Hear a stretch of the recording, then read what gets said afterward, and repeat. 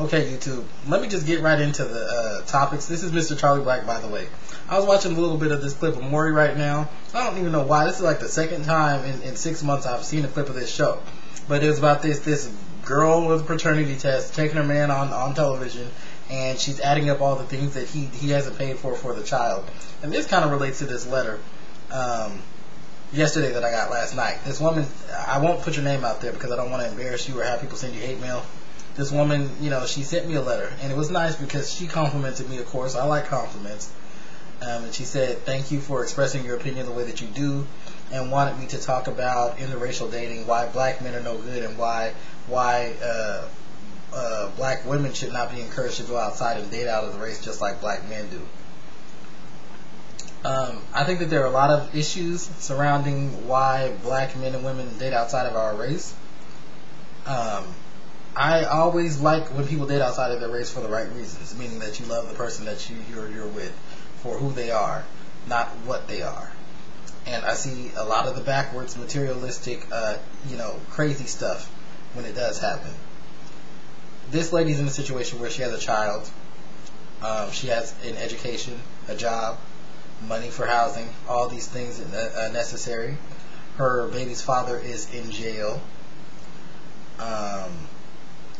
He was in and out of jail, supposedly, when they were younger. They're high school sweethearts. He fell back into the habit after she got pregnant. And, now she is 24 years old with a child, a job, a house, and everything but a right man. And she's decided that she wasn't going to date black men anymore. She's going to date outside of her race because they don't provide her with what she needs. I've been raised by a black woman. I have black women in my family. I've dated black women. Have friends that are black women. Have friends that date black women. Interact with them. So I know a little bit about it firsthand experience. I know watching it from afar. And your situation sounds all too common within the black community and the black females.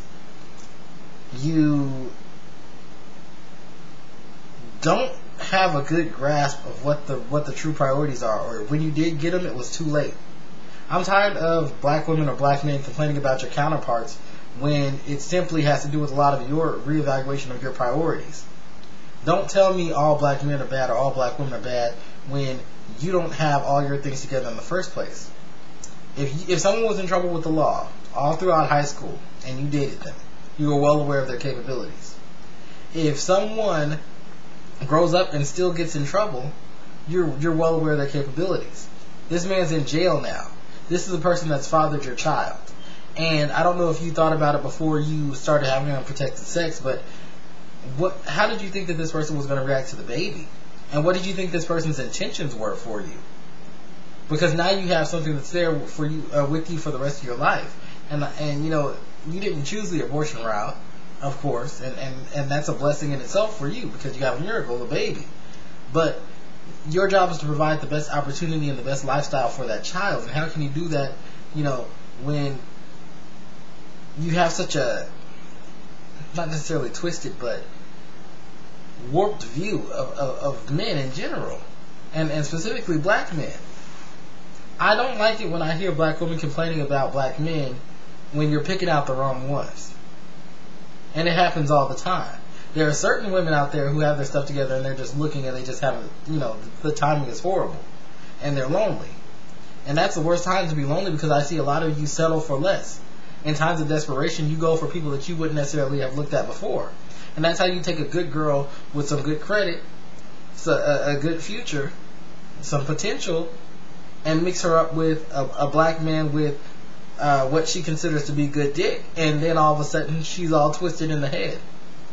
Because good dick will fuck her credit up. And it will keep food out of her children's mouths. And then it will keep her putting money that she goes to work every day and works hard to earn on his books while he's in jail. It will let her be considered his bottom bitch, the girl that he goes back to at the end of the night after he's done running around the streets with random God knows who. And she feels okay with that. And I'm not even going to go on about how many times I've heard black women complain about the black men that they're with and how they're no good when they get into arguments, and all of a sudden, some kind of way after you're done complaining, on that phone call, text message, conversation, email, instant message, in person, you're back with that same trifling ass dude. You just have to think about it. Stop giving yourself up before you even get the chance to breathe. And to the wrong person.